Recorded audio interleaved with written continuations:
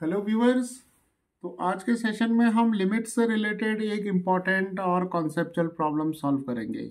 और यहाँ पर हमारे पास एक बहुत इजी प्रॉब्लम है।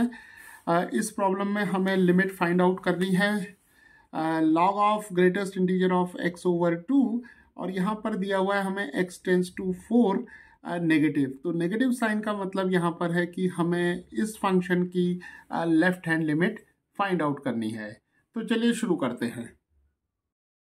तो चलिए इस लिमिट को हम L ले लेते हैं, राइट। और रियल नंबर लाइन पर हमारे पास यहाँ x इज इक्वल टू 4 दिया हुआ है। तो जब x टेंस टू 4 नेगेटिव होगा, इसका मतलब यह है कि जब हम x इज इक्वल टू 4 की तरफ लेफ्ट हैंड साइड से अप्रोच करेंगे तो हमें लेफ्ट नेबरहुड पर एक पॉइंट मिलेगा, जो पॉइंट होगा 4 माइनस एच, राइट। तो लिमिट को जब हम कैलकुलेट करते हैं, यहाँ पर जैसे लेफ्ट हैंड लिमिट हमें दी हुई है, तो हम यहाँ पर एज्यूम करते हैं x is equal to 4 minus h, right. क्योंकि x इज इक्वल टू 4 के लेफ्ट में जितनी भी वैल्यूज होंगी वो 4 से छोटी होंगी, राइट। तो जब x 4 की तरफ टेंड करेगा तो h जो होगा वो 0 की तरफ टेंड करेगा, राइट। और हमें मालूम है कि जो h है वो एक बहुत छोटी क्वांटिटी होती है, इनफाइनाइटेसिमली स्मॉल कहते हैं इसे। तो h जो होगा 0 से बड़ा होगा, यानी कि पॉजिटिव होगा, लेकिन 1 से कम होगा, राइट। तो चलिए इस लिमिट को हम h के टर्म्स में लिखते हैं। तो लिमिट L हो जाएगी, लिमिट h टेंस टू 0 आ जाएगा यहाँ पर। और यहाँ पर हमारे पास नेचुरल लॉग दिया हुआ है, तो ln लिखेंगे हम, और x की जगह लिखेंगे हम यहाँ पर 4 माइनस एच ओवर 2। तो चलिए इसे थोड़ा सिंप्लीफाई कर लेते हैं। तो limit h tends to 0 log, और यहाँ पर 4 माइनस एच ओवर 2 को हम लिख सकते हैं 4/2 माइनस एच ओवर 2। तो इसे हम इस तरीके से लिखेंगे, लिमिट h टेंस टू 0, और यहाँ कैंसिल हो जाएगा 4 2 से, तो हमें मिलेगा 2 माइनस एच ओवर 2। तो इसे हम इस तरीके से लिख सकते हैं माइनस एच ओवर 2। हम ब्रैकेट में ले लेंगे इसे माइनस एच ओवर 2 को, राइट। तो यहाँ पर लॉग भी होगा। तो अब हमारे पास यहाँ greatest integer of 2 plus minus H over 2 दिया हुआ है। तो चलिए हम पहले इस क्वांटिटी को अलग से सॉल्व करेंगे, यानी कि greatest integer of 2 plus minus H over 2 को। तो इस एक्सप्रेशन को सॉल्व करने के लिए हम यहाँ पर ग्रेटेस्ट इंटीजर फंक्शन की एक इम्पॉर्टेंट प्रॉपर्टी का यूज़ करेंगे। तो प्रॉपर्टी ये है कि अगर हमारे पास greatest integer of x plus, मान लेते हैं यहाँ m दिया हुआ है हमें, x जो है वो एक रियल नंबर है और m जो है एक इंटीजर है।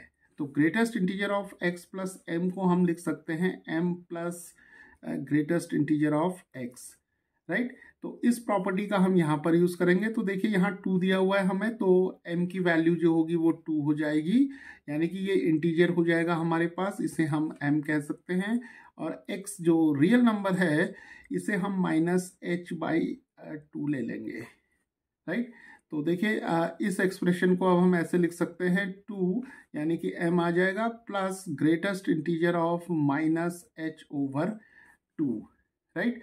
तो अब देखिए greatest integer of minus H over 2 हमें यहाँ पर फाइंड आउट करना है, राइट। तो देखिए क्या करते हैं हम कि h की वैल्यू जो है वो 0 और 1 के बीच में लाई करती है। तो अगर हम इस इनइक्वालिटी को थ्रू आउट -1 से मल्टीप्लाई करेंगे तो हमें मिलेगा 0, और इनइक्वालिटी की जो डायरेक्शन होगी वो चेंज हो जाएगी। तो यहाँ पर माइनस एच आ जाएगा और यहाँ पर -1 आ जाएगा, राइट। तो इस इनइक्वालिटी का मतलब यह है कि जो माइनस एच है वो -1 और 0 के बीच में लाई करेगा।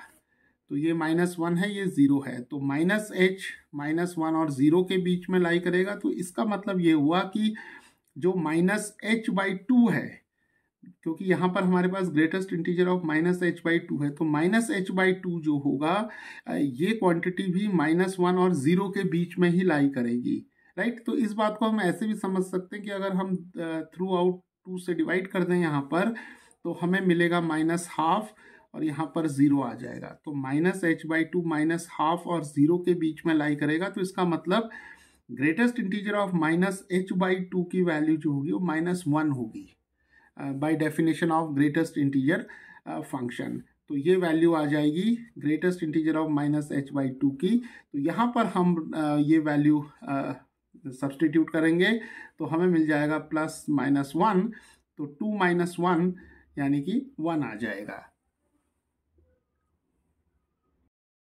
तो greatest integer of 2 plus -h/2 की वैल्यू हमें 1 मिल गई। तो ये वैल्यू हम यहाँ पर सब्सटीट्यूट करेंगे तो हमें मिल जाएगा लिमिट h टेंड्स टू 0 और यहाँ पर हो जाएगा log, और देखिए यहाँ पर हमें 1 मिल जाएगा, राइट। तो अब देखिए अगर हम यहाँ पर log ऑफ 1 की वैल्यू देखें तो log ऑफ 1 की वैल्यू जो होगी वो 0 हो जाएगी। तो इस लिमिट की वैल्यू 0 आ जाएगी। तो log ऑफ 1 हमारे पास 0 होता है। तो इसका मतलब जो लेफ्ट हैंड लिमिट है इस फंक्शन की व्हेन x टेंड्स टू 4, इसकी वैल्यू जो होगी वो 0 आ जाएगी। तो इसी तरीके से हम इस फंक्शन के लिए जो राइट हैंड लिमिट है x टेंड्स टू 4 प्लस, यानी कि जो राइट हैंड लिमिट होगी वो होगी लिमिट x टेंड्स टू 4 और यहाँ पॉजिटिव साइन आ जाएगा, और log ऑफ x/2 इसे हम कैलकुलेट कर सकते हैं।